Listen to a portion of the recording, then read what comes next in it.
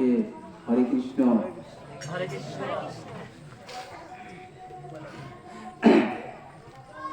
আজকে আমরা এই ব্যাসাসনে আসলে আমি এখানের একজন, আপনাদের সাথে সবার সাথে যারা ছোট বোন আছো, যারা পাঠে রেগুলারলি ওই জড়িত আছো, তাদেরকে অনুতপ্ত এবং স্নেহ ভালোবাসা। আর যারা এখানে এই পাঠের আজকে মনে হয় এবছর কততম, চতুর্থতম, হ্যাঁ আমাদের এইখানে ষষ্ঠতম। দেখো যে আজকে ষষ্ঠ বছর নাকি আমাদের অধ্যয়নগত ষষ্ঠ বছর, তবে আমাদের মনে হচ্ছে এখানে আমাদের 2 বছর। আমাদের এই আপার লাইনের যে বটবৃক্ষের তলে আমাদের 2 বছর হচ্ছে। আমরা এবার মনে করছিলাম কি জানো, একদিনে করবো, তো বলছে কি এখানের অনেকেই আমাদের মনটা এমন ভাবে বসেছে যে আমরা এখান থেকে কি আমরা একত্রিত চিত্তে আমরা ঠাকুরকে ডেকে আমাদের অভ্যস্ত হয়ে গেছে, আমরা এখানেই গল্প। কেমন লাগছে সবাইকে এখানে করছো যে?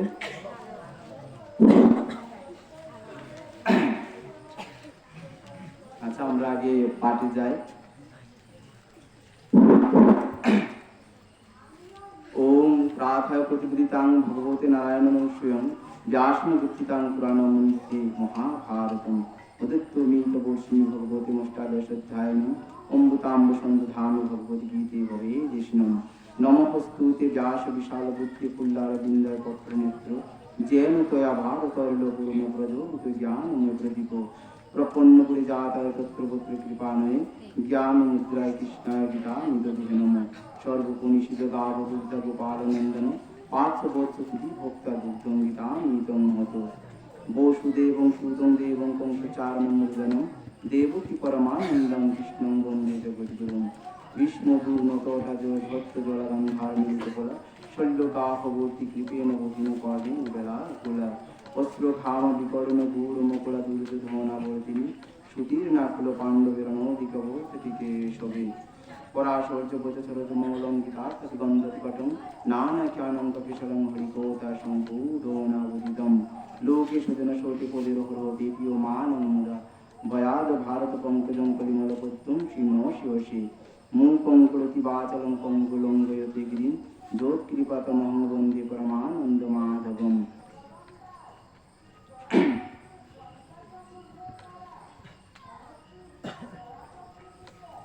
ওম জং ব্রহ্মবৃন্দ্র মরুদ্দিব্য স্তন্তি দিব্যস্তৈব্যে বেদ সাঙ্গ পদ কর্ম পশন্তি গায়ন্তি জং সম্মোঘা জ্ঞান অবস্থিত তর্গতেন মনসা পশন্তি জং যোগিন যশান্তং নো বিদুশ্লোকন দেবায় তস্মৈ শ্রী নমঃ। ওম নমো ভগবতে বাসুদেবায়।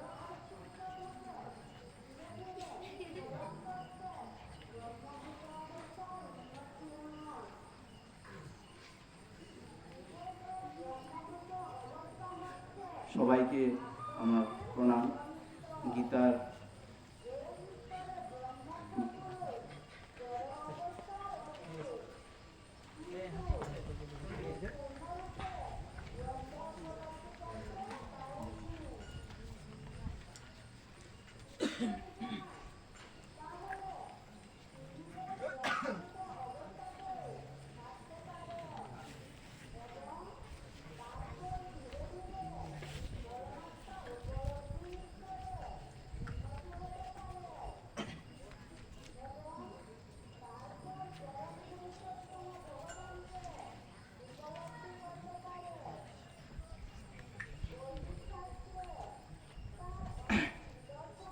গীতার 4th অধ্যায় জ্ঞানযোগ,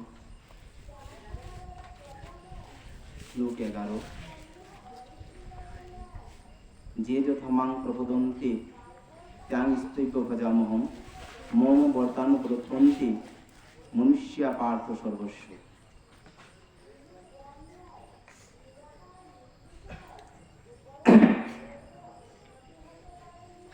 যারা এই শ্লোকে বলছে, যারা যেভাবে আমার প্রতি আত্মসমর্পণ করে, আমি তাদেরকে সেভাবেই পুরস্কৃত করি। হে পার্থ, সকলেই সর্বত্রভাবে আমার পথ অনুসরণ করে। এই শ্লোকের উপরেই আমি কিছু কথা আপনাদের কাছে ব্যক্ত করব। যে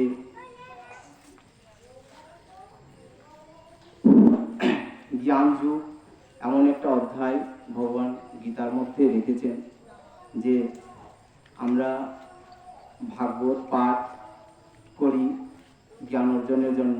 রামায়ণ আছে, এর মধ্যে প্রায় অনেক বেদ, অনেক পুরাণ, আর গীতা তাদের মধ্যে একটা খণ্ডাংশ, যেটা শ্রীমদ্ ভাগবত গীতা এই 18টি অধ্যায়ের একটি গ্রন্থ, 700 শ্লোক দিয়ে তৈরি।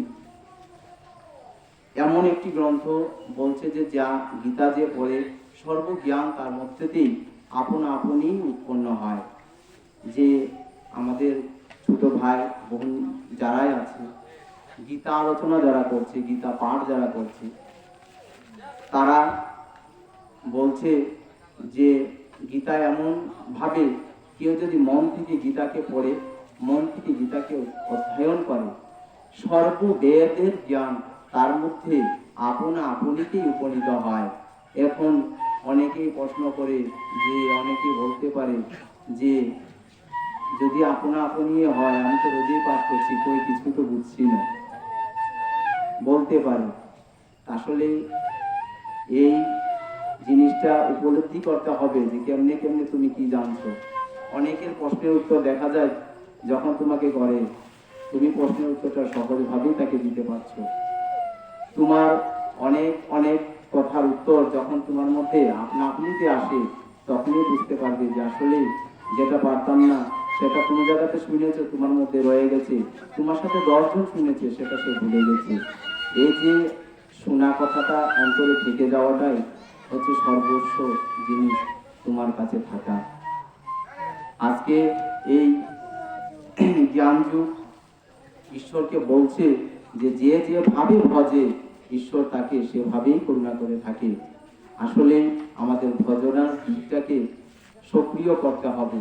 আমরা এখানে দেখো সুন্দরভাবে এখন অনেক পদ্ধতি এসেছে ঈশ্বরকে ডাকার, অনেকগুলো ক্রিয়া আমরা দেখতে পাচ্ছি, অনেকগুলো উপাসনা পদ্ধতিও আমরা অনুসরণ করতে পারছি।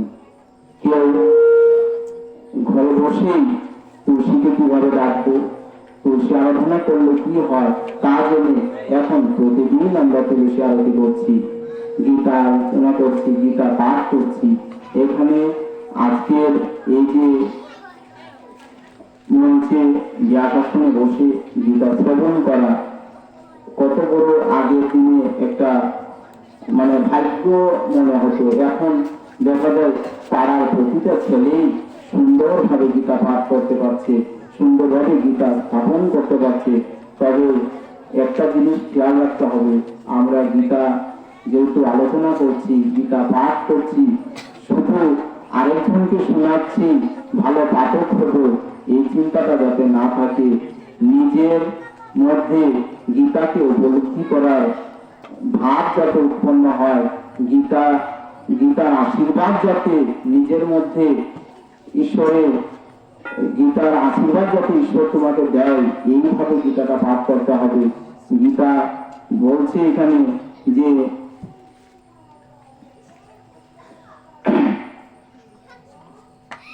আত্মসমর্পণ করার কথা বলেছে, যে যেভাবে আমাকে আত্মসমর্পণ করে।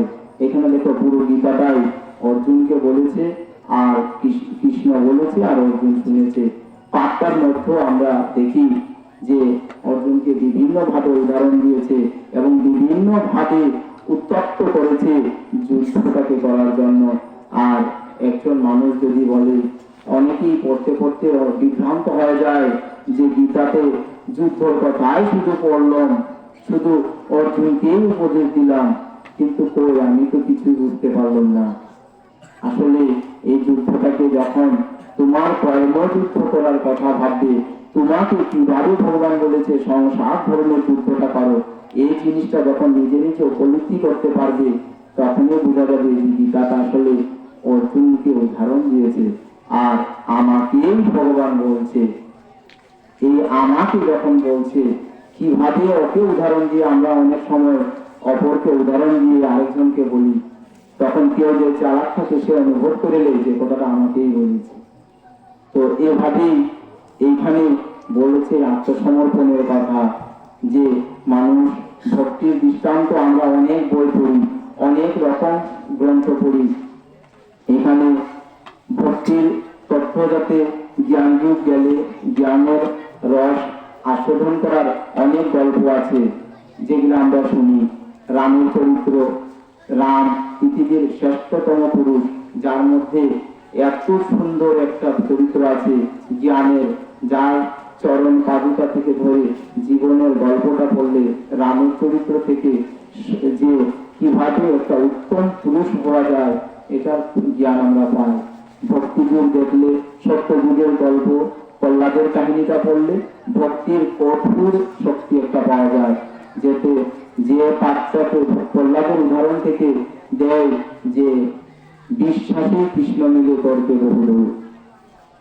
এভাবে সত্যকে ভক্তি এটাতে রামের একটা সুন্দর দৃষ্টান্ত, দাপরে ভগবান নিজে এসে কত রকম জ্ঞানের একটা ভান্ডার আমাদেরকে দিয়েছে, যে কখনো নিজেই কখনো যুদ্ধ করেছে, কখনো সেই যুদ্ধ সেও করতে পারত, অথচ পঞ্চ পাণ্ডব দিয়ে করিয়েছে।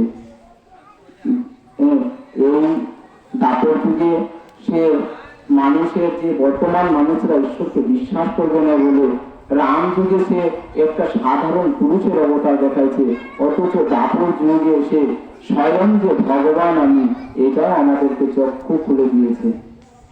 আবার কলিতে গৌরাঙ্গ ভক্তির একটা মহাসাগর দিয়ে গেছে, যে মানুষকে সহজভাবে ঈশ্বরকে ডাকার যে একটা ভক্তি, কিভাবে সহজ করে আমাকে ডাকলে পাবে, সেই ভক্তি রস কলিতে এসে দিয়ে গেছে। উদাহরণস্বরূপ দেখা যায় একই জন বারবার আমাদেরকে দিয়ে যাচ্ছে, শুধু আমরা অনুসরণ করার পর। এইখানে সর্বস্ব আত্মসমর্পণের কথা বলছে, তাই আমরা যদি ভক্তিরস ভাবে সুন্দরভাবে একাগ্রত চিত্তে ভক্তি সহকারে একটা বার পাঠ করি আর অনুসরণ করি, যে পাঠ করে তার থেকে যে শুনে তার আরো সদ্গতি হয়, সে আত্মসমর্পণ হয়, তার একাগ্রত চিত্ত হয়। যখনই আমরা দেখি কেউ একটা সামনে ডিসপ্লেতে যখন একটা ছবি অন্তর্চক্ষু দিয়ে দেখে, তখন তাকে কি পেছন দিকে ডাকলো শুনে নেয়, কারণ তার চোখ, কান, নাসিকা, জিহ্বা সব ওই ডিসপ্লেতে লিখে গেছে। এদিকে পেছন থেকে যখন কেউ তাকে ডাকে বলে আমি শুনিয়েই নেই, খেয়ালেই করি না তুই কি বলছিস। আসলে শুধু ওই সময়টা ওইভাবে নয়, সব সময় ওই একাগ্রত চিত্তটা যদি একবার বসানো যায়, দেখা যাবে ডাকলে ঈশ্বরকে পাওয়া যায়। ওইভাবে আত্মসমর্পণ করতে হবে, নাক, কান, জিহ্বা, যেভাবে আমরা একাগ্রত চিত্তে পঞ্চতত্ত্বকে একখিনে করে একাগ্রত চিত্তে যখন পাঠে বসি, তখন যেভাবে একটা ছেলে একটা রচনা করে মুখস্থ করার সময় চতুর্দিক থেকে না দেখিয়ে যখন মনোযোগ দিয়ে পড়ে, তখন দেখে সেটা মুখস্থ হয়ে যায়। তো গীতা পাঠের সময় খেয়াল রাখতে হবে, আমি কোনো পাঠ করতে করতে মনটা না চলে যায় ওই যে ওইখানে পূজা হচ্ছে, না জানি কিরকম পাঠটা হচ্ছে, পড়তে পড়তে না বলে যা আমার ভাইয়াকে ডাকছে, এই মনস্থিতিটা যাতে না থাকে, সুন্দরভাবে একাগ্রত চিত্তে যখনই পড়বে দেখবে জ্ঞানের প্রসার আপনি আপনি সবার ভিতরে বাড়ছে। আপনি মানুষ একটা সৎ পথে চলার কি হয়ে যাচ্ছে, ঈশ্বরে তোমাকে শতবুদ্ধি দিচ্ছে। আরেকটা জিনিস হলো, আমরা যতটা ভাই বোন আছি, গীতা পাঠ করা বড় কথা না, চলার পথে সবকে শ্রদ্ধা করতেই হবে, শ্রদ্ধাটা বজায় চলতেই হবে। শ্রদ্ধায় জ্ঞান বাড়ে, ভক্তিতে অমৃত রস লাভ হয়। তাই এই আত্মসমর্পণ একমাত্র ভক্তি শ্রদ্ধা মধ্যেই জন্মে। ছোটদেরকে স্নেহ করা, বড়দেরকে ভক্তি শ্রদ্ধা সহকারে চলা। শুধু পাঠ করছি, পাঠক হবার জন্য যদি করি তো তো ভালো পাঠক সহজে হওয়া যায়। বলেছে যেমন কর্ম তেমন ফল। আমি যদি রোজ পাঠ করি যে এখানে আমি রসময় ভাবে বলবো, তো কত ধরনের তুমি সাজাও করে শিখতে পারবে, অলঙ্কার লাগাও লাগাও করে বলতে পারবে। এমন পাঠক হবে যাতে এখানে বলবে না পাঠ করতে পারে, তবু তোমার একটা দস্তুর খারাপ আছে, এই জিনিসটা যাতে না আসে। পাঠক আমরা অনেক দেখেছি, পাঠক হওয়া যায় যে রীতিমতো পড়বে সেই পাঠক হবে, তবে পাঠক হওয়ার জন্য গীতাটাকে যাতে না পড়ে নিজের হৃদয়ঙ্গম করে, নিজের ভবিষ্যৎটাকে যাতে উজ্জ্বল করা যায়, ঈশ্বরকে কিভাবে পাবো এই কথাটা যেখানে অর্জুনকে বারবার বুঝাইছে। এই জ্ঞান যুগ তাকে বলেছে সর্বস্ব ত্যাগ করে শুধু আমাকে কর্ম করো, আমার দ্বারা কর্মনিত যে কাজগুলো আছে সেইগুলো করো, তাতেও তোমার মঙ্গল হবে। জ্ঞান যুগে বারবার বলেছে তুমি আমাকে ভক্তি করো, আমার শরণাগত হও, তাতেই তুমি আমাকে পাবে। এই জিনিসগুলাকে তোমাকে অর্জন করতে হবে। তবে পাবো কোথায়, কিভাবে করলে? যখনই শ্রদ্ধা ভক্তি সবার কি করবো, কথায় বলে কি জীবন করে যেজন সেইজন সেবিছে ঈশ্বর। অর্থাৎ জীব একটা পশু পাখির মধ্যে যতটুকু আছে, মানুষের মধ্যে ভাবতে গেলে ততটাই আছে। তো মানুষকে ভালোবাসাটা কিন্তু বিরাট কঠিন, যাকে ভালোবাসি ওই লাভি হবে। তো ভাববি কি যে না না জানি, আসলে স্বামী বিবেকানন্দ বলেছেন যে কথাটা, ওই কথাটা খেয়াল করে যদি আমরা মানুষকে ভালোবাসি, মানুষের সাথে যদি সদাচরণ করে চলতে পারি, মানুষের লাভটাকে যদি অমৃত মনে করে সহ্য করতে পারি, গন্ডারের পেট মনে করতে পারি, তবে দেখা যায় যে আসলে একদিন যে মানুষটা তোমাকে খারাপ বলতেছিল সে বলবে না, আড়ালে হলেও তোমার প্রশংসা করবে। তোমার সামনে হয়তো সে নত হবে না, কিন্তু আড়ালে তোমার প্রশংসা করবে, যাতে না আমি আমার কারণে পেয়েছি, কিন্তু আসলে মানুষটা ভালো। এই কারণে নিজেদের যে পাঠের যে মনোযোগীটা, ঈশ্বরের এই যে অধ্যায়টা বলছে আত্মসমর্পণের কথা, যে যেভাবেই পারে আমার পথ যারা অনুসরণ করে আমি সকলকেই তাদের সেই পথে পথচারিত করতে পারি। সাথে আমার এক ভাই আছে, ছোট ভাই, সেও একটু অধ্যয়ন করবে। তো আমি আর বেশি আলোচনা করছি না।